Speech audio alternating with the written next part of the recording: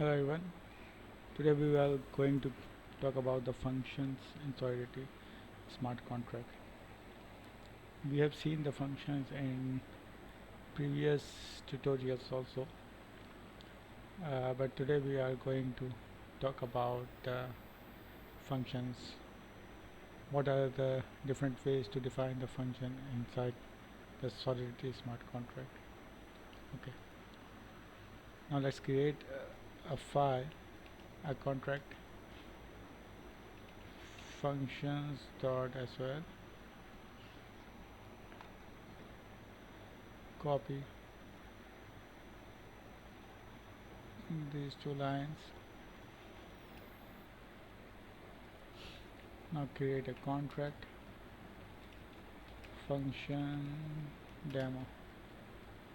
Create a function inside a test public. Okay, so this is the one way to create a function inside the Solidity smart contract. Now we can also create a function outside the smart contract. Let's create it.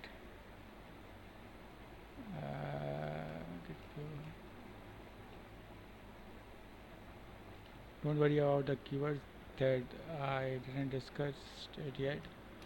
I will discuss them in later videos. Excuse me. So we can also create a function outside a smart contract. So this function can also be accessible inside the contract. Okay, so it's showing warning. Okay,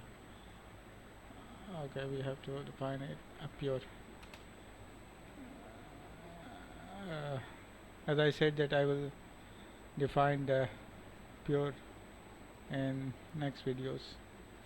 Okay, so these are the two methods of define the functions inside the contract and outside the contract.